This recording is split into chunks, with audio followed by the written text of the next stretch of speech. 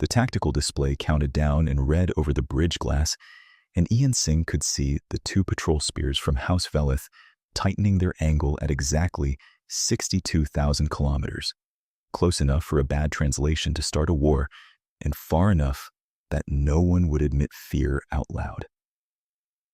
Quiet Verdict held position in silent drive, 18 decks of metal and heat, carrying a crew complement of 1,920 people who had all learned one lesson in the last months: follow wording and survive the paperwork. Olivia Park stood on the command dais in her pressure mantle, black lattice plates fitted over iridescent chitin, and the tips of her two frontal antennae moved in a fast, tight cadence Ian had only ever seen when she was trying to keep panic out of her own voice. The official translator rendered her first line in clean Imperial Standard. Hold boundary posture. Confirm defensive intent. Every bridge officer froze into textbook compliance, hands hovering over controls, waiting for a second line that never came, because in Kipri command speech that first line carried a hidden second layer in the antenna rhythm. Disengage the lock cones, drop thermal profile, show your empty palms before they fire.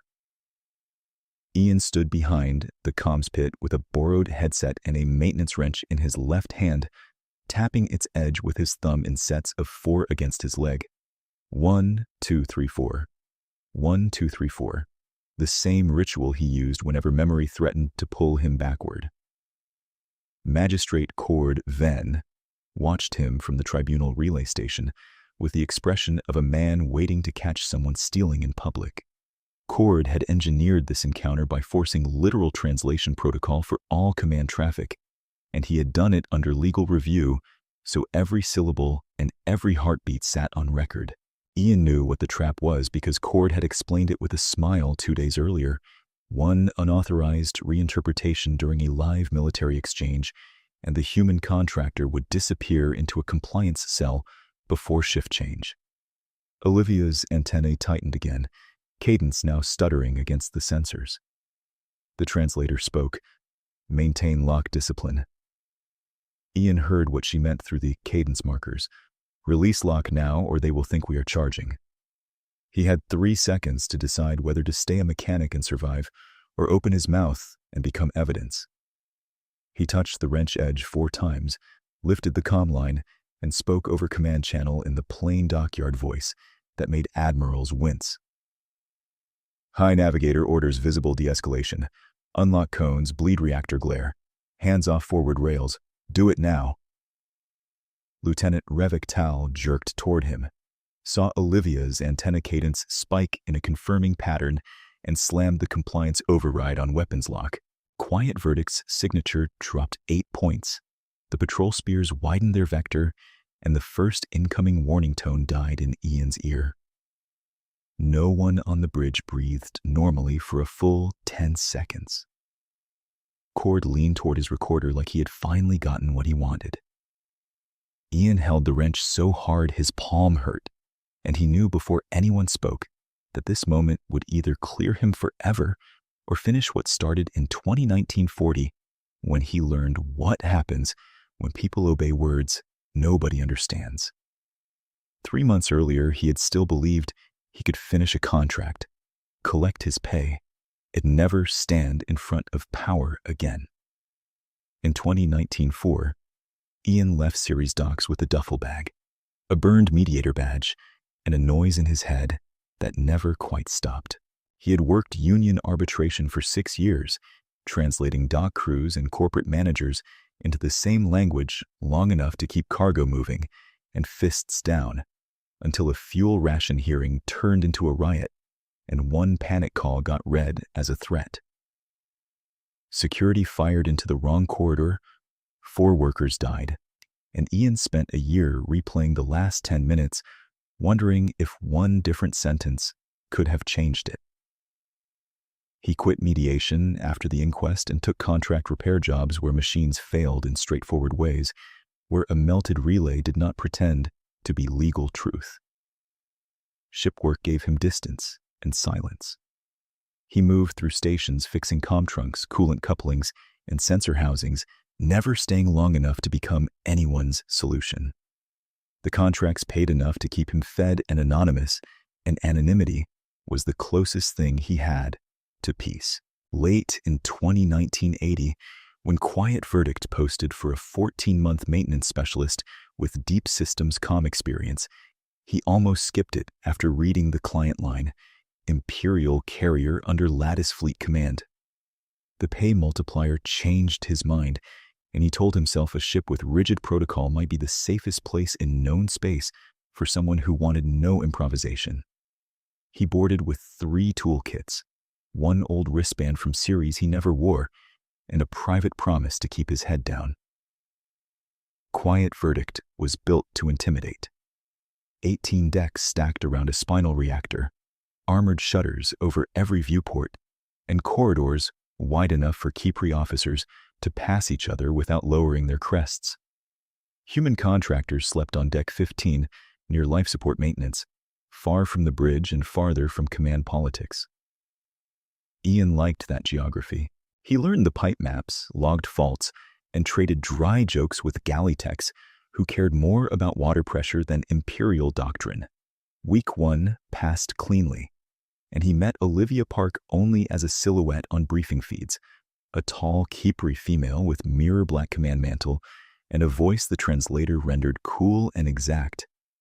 The first time he saw her in person, she walked into Deck 9 control during a diagnostics jam, and every officer in the room stood like current had run through them.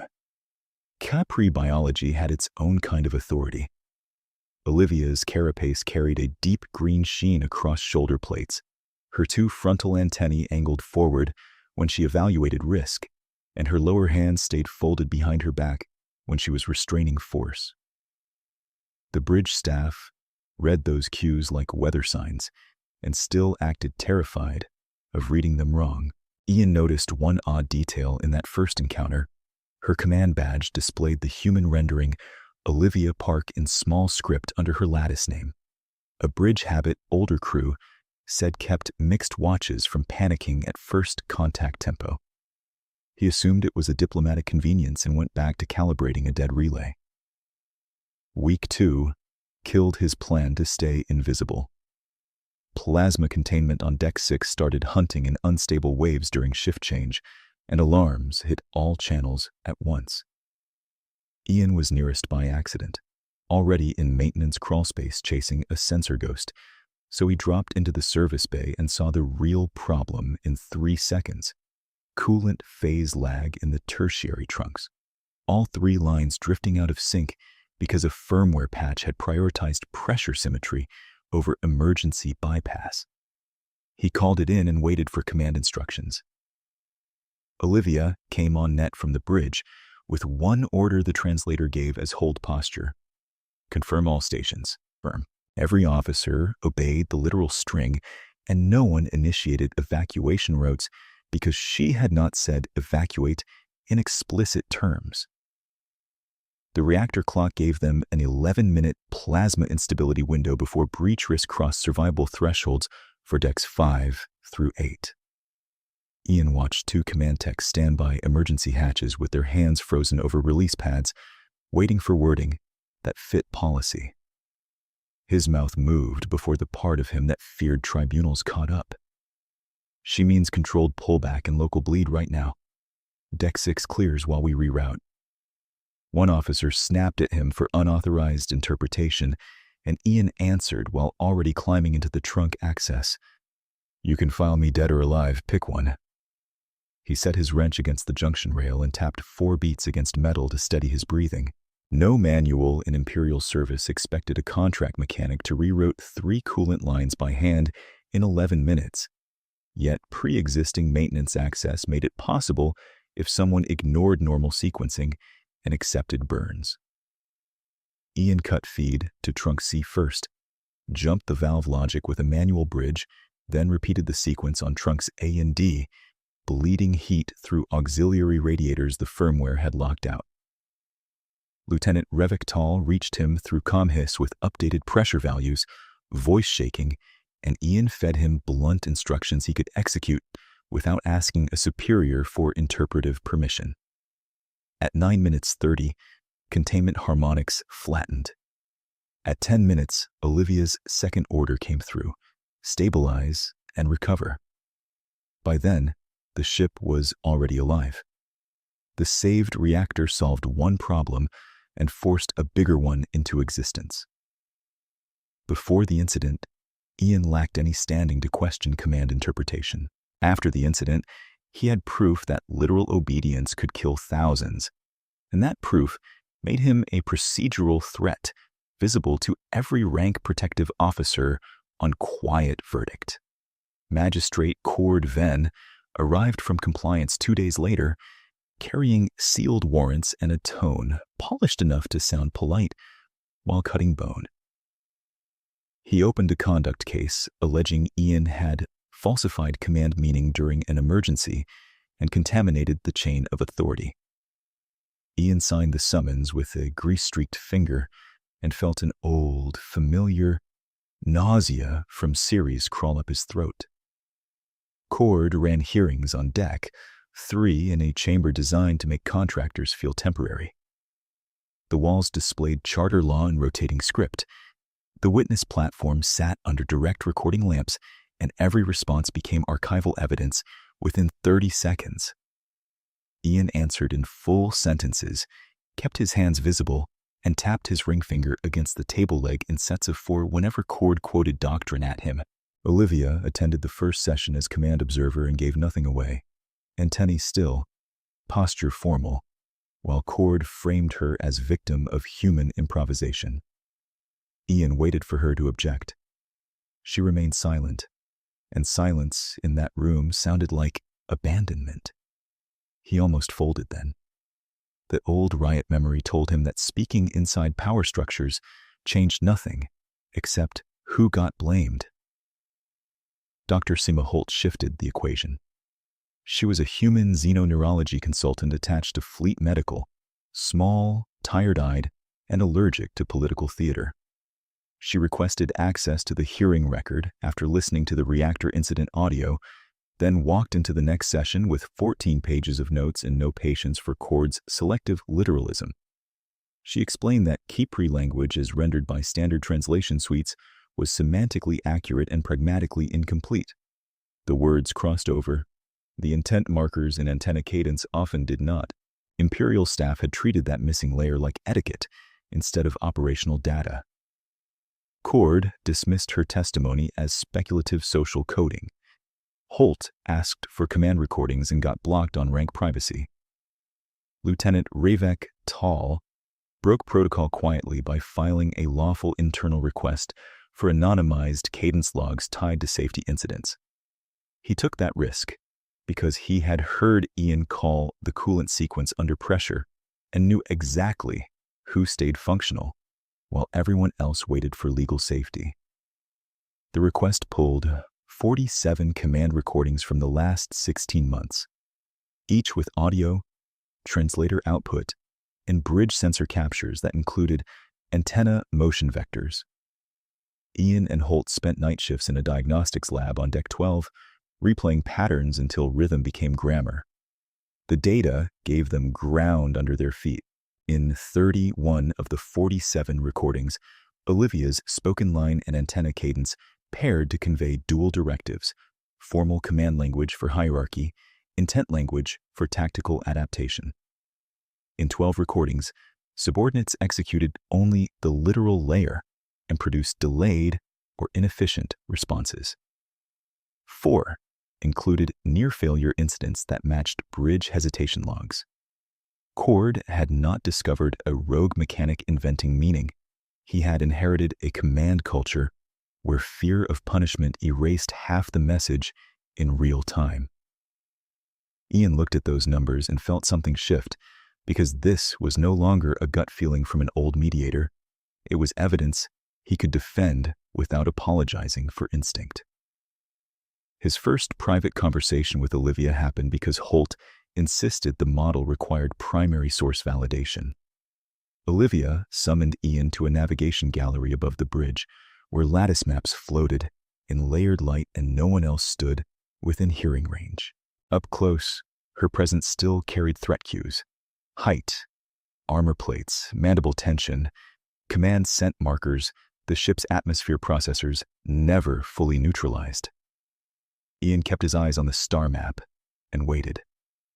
She spoke in Imperial Standard first, voice low. "You translated what I needed, not what I said." Her antennae pulsed in a slow cadence that the translator ignored entirely, and Ian felt the meaning before words: exhaustion. She told him why she used the human rendering Olivia Park on bridge displays. Early in her command, panic rates among mixed crews spiked during combat drills whenever her lattice name was announced, partly because translators mangled its tonal structure, and partly because human officers associated unpronounceable authority with immediate threat. She adopted a simple human name to lower fear responses and preserve reaction speed. The adaptation worked operationally and cost her socially, because no one beneath her rank would risk asking what she actually intended in contested moments. Everyone obeyed wording. No one responded to need. Ian recognized that kind of isolation at once, the kind produced when competence turns into distance so complete that honest feedback disappears. Their dynamic changed in that room with no ceremony. Before that conversation, Ian saw her as the dangerous center of a rigid hierarchy. After it, he saw a commander trapped at the top of her own structure, surrounded by perfect obedience that failed exactly where adaptability mattered. She saw him as an unauthorized variable she needed to manage. She left the gallery with a civilian mechanic she could test for trust. The next day, she assigned him temporary liaison access during command drills under medical linguistic review, a narrow legal bridge that made it possible for him to assist without formally rewriting protocol. Cord answered by escalating the fight from hearing room to operational theater. He petitioned for a border compliance demonstration under tribunal supervision, claiming that literal translation protected command integrity and that interpretation invited mutiny. The court approved a live exchange with House Velith patrol units near the Nara Fold transit line, far enough from core traffic to contain fallout and close enough to matter politically. Cord drafted the communication rules himself, translator output final, no contextual interpretation unless the commanding auditor consented. Ian read the order and understood the real design. Cord wanted a crisis where obedience to wording would either produce violence or prove Ian reckless for intervening. In the hours before deployment, Ian's old paralysis came back hard. He sat in a maintenance alcove outside bridge access, lined his wrenches by size, and tapped each tool edge 4 times until his breathing settled into mechanical rhythm. Revek found him there and crouched beside the rack with 2 cups of burnt galley coffee. Revek was young for a lieutenant, sharp enough to see political traps and still brave enough to walk into one if crew survival required it. He told Ian exactly what was at stake for him. Testimony against Cord could freeze his promotion track for years or end it outright. He added one line that locked Ian back into the fight. If nobody says what commands mean, rank turns into a loaded weapon with no safety. When Quiet Verdict reached standoff geometry, the bridge transformed into a legal stage set with weapons attached. Tribunal observers patched in from Deck 3. Cord sat in full compliance white at the relay station, fingers steepled, waiting to catch deviation. Olivia held center command with her crest lowered in formal restraint, and Ian took position at auxiliary comm, where he had no official authority and no practical alternative. House Velith patrols opened with aggressive challenge syntax, literal translation clean and hostile. Olivia replied with rank-coded understatement that on paper looked hardline defensive and in cadence signaled deliberate de-escalation. Cord blocked interpretive clarification and ordered bridge staff to execute only literal content. The trap started closing immediately. Quiet Verdict maintained targeting lock because literal protocol read, hold boundary posture as static defense. Veleth sensors interpreted lock as pre-fire commitment and narrowed approach vectors. Revik watched telemetry bloom toward collision probabilities and asked permission to drop lock cones. Cord denied the request on procedural grounds. Ian saw Olivia's antenna cadence flick to emergency intent markers that matched 2 recordings from Holt's dataset, both linked to near-disaster delays. He understood the hesitation in his own chest as well. One wrong call now would hand Cord legal grounds to end him, and one silent second might get 1,920 people killed by compliance. He chose speech over safety and transmitted Olivia's meaning into plain operational orders. The response chain proved the method in real time. Revik corroborated Ian's interpretation instantly by citing cadence logs on open channel and pushed lock release through tactical controls before Cord could issue a countermand. Engine crews bled reactor glare per Ian's call. Navigation rolled 15 degrees off threat axis to display non-aggression posture. Veleth patrols widened distance and switched challenge tone from imminent engagement to monitored passage. What had been seconds from escalation settled into controlled separation, while every recorder on the ship captured cause and effect without ambiguity. Ian lowered the comm line and realized his hands were shaking so badly he almost dropped the wrench. Cord tried to salvage ground by accusing Ian and Revik of coordinated insubordination. Olivia ended that line herself. She gave a formal command statement in lattice speech with full ceremonial cadence, then repeated it in imperial standard for record. Interpretation executed my intended de-escalation directive accurately under operational threat. Cord requested immediate recess. Tribunal denied. The political axis on the ship tilted in one sentence because the highest Kipri authority aboard had publicly validated the one thing imperial compliance culture refused to admit: literal translation alone could be operationally unsafe. Ian stood very still and tapped 4 beats against his thigh before anyone could see relief hit him. The final hearings ran 6 days and felt longer than vacuum.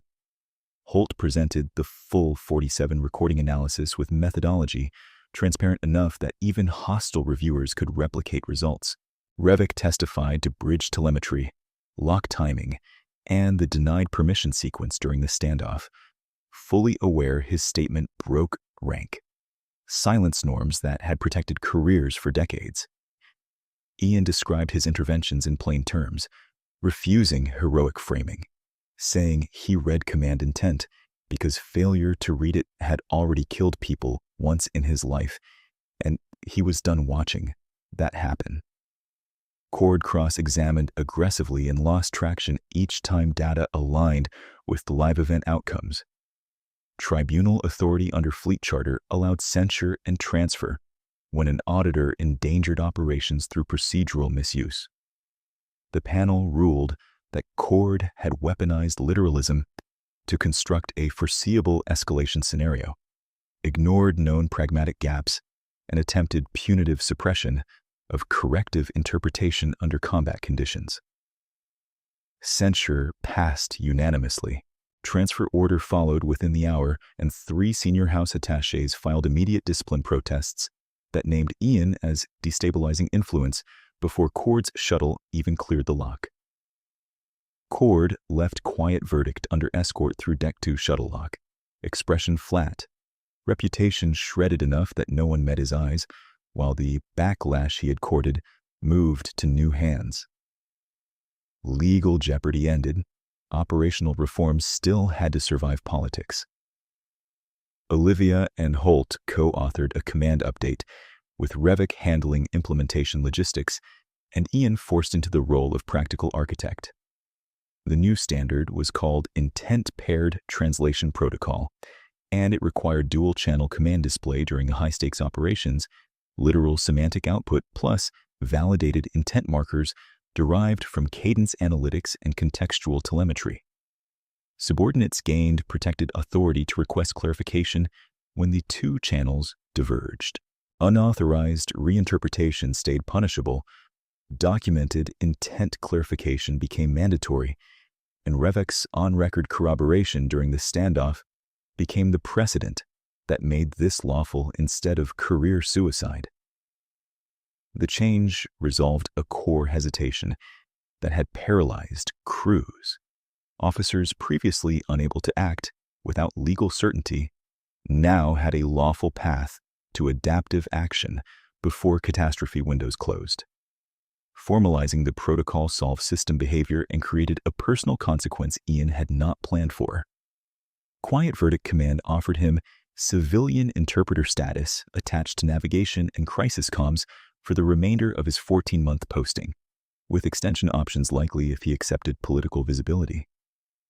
The same offer named him publicly as meeting witness to High Navigator Olivia Park during mixed language operations. He stared at the contract addendum in Deck 15 mess, reading the line 3 times like it might mutate into someone else's life. He had come aboard in 2019-80 to disappear into repair work. Signing this would put him in every room he had spent 4 years avoiding. Olivia found him after shift change beside Coolant Manifold 16, the least ceremonial place on the ship, and asked one direct question in Standard: "Will you stand where I can hear honest meaning?" Her antenna cadence carried no command marker, only personal request, and Ian almost laughed at the absurdity of it. A high navigator with battle groups under her lattice asking a dock mechanic to help her understand her own bridge. He gave the only answer that matched who he had become since Deck 6. "Yeah, I'll stand there. Someone should." He signed the addendum with grease on his knuckles and a pulse still too fast. Public pairing happened on Bridge Watch the next cycle, not as romance spectacle. Nothing on Quiet Verdict ever looked that simple, but as operational declaration with emotional weight nobody missed. Olivia introduced him to command staff by full name and function. "Ian Singh, civilian interpreter, my meaning witness in joint operations." The room shifted around that sentence. Officers who had treated him as a maintenance anomaly now had to root critical ambiguity through him, and some faces hardened immediately, especially senior house attachés who viewed reform as insult and still weaponized her use of Olivia Park as proof she had already compromised too far for mixed crews. Ian recognized the look from old dock politics, the one that said, "Useful today, target tomorrow." Revek's promotion review came due 2 weeks later and stalled exactly as expected. No official punishment landed, no commendation either, only a quiet hold marked pending strategic assessment, the institutional price of giving testimony that made reform unavoidable. He shrugged when Ian apologized, drank bitter coffee, and said he had made peace with slower rank if faster truth kept people alive. Holt rotated back to Fleet Medical with a standing consult authority and left Ian a private note. Evidence can win hearings. Habits win cultures. Keep building habits. The reform had passed, yet senior houses across the lattice filed objections framed as discipline concerns, and Ian's name appeared in those memos more often than his own mother had ever written it. Life settled into a new pattern that never felt settled.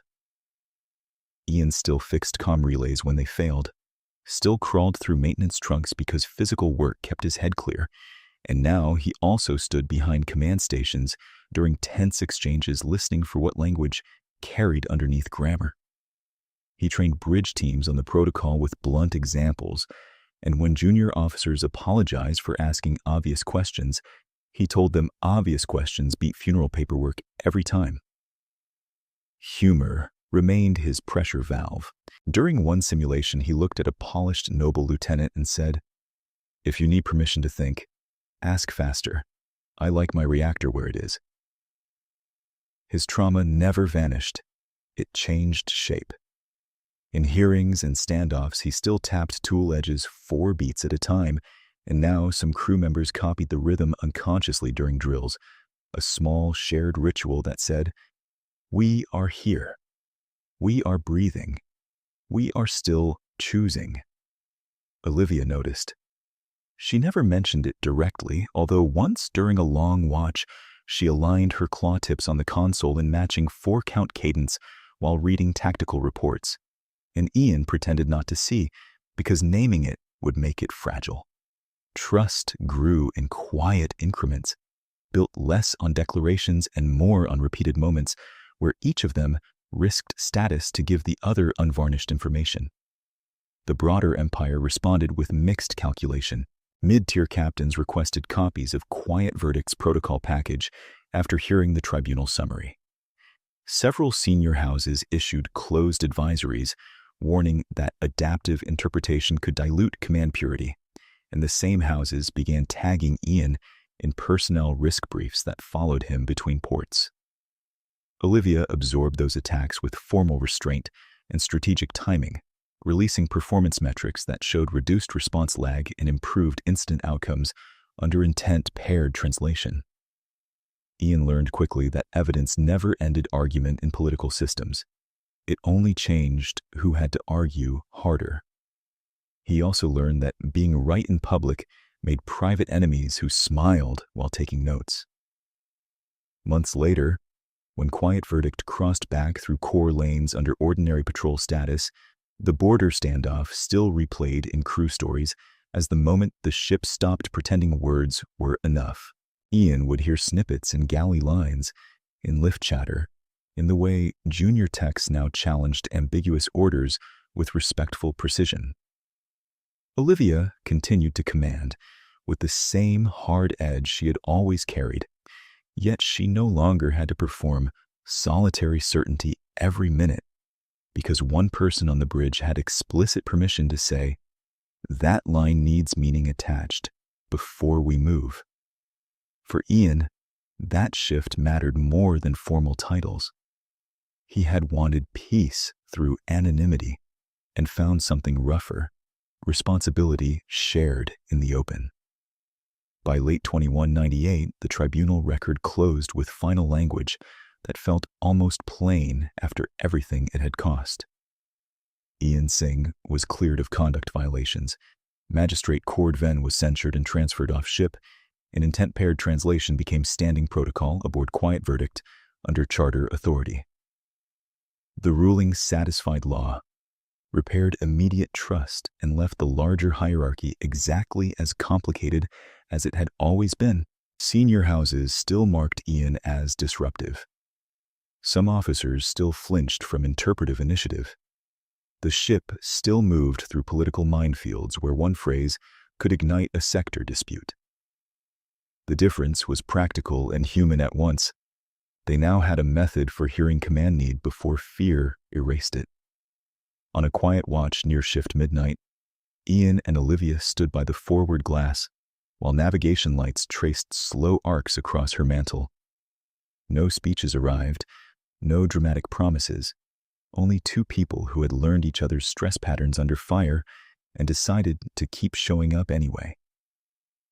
She asked for a cadence review on an incoming diplomatic packet. He gave her the plain reading and the likely intent drift. She corrected one of his assumptions with a dry click of mandibles that passed for humor on her side. He snorted and said he was still charging overtime for aristocratic ambiguity. She answered with the nearest thing to laughter he had heard from her, a soft antenna flutter that the translator did not touch, and her console still carried both names, Olivia Park for the crew she steadied, and the lattice glyphs for the self she no longer had to hide from him.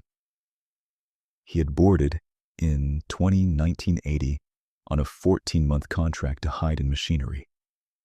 He ended the year carrying civilian interpreter status, partnered publicly with the most isolated figure in the ship's hierarchy, and useful in exactly the way protocol had tried to outlaw. The path from Deck 6 coolant steam to tribunal reform never looked clean from inside it, and he suspected nothing ahead would look cleaner.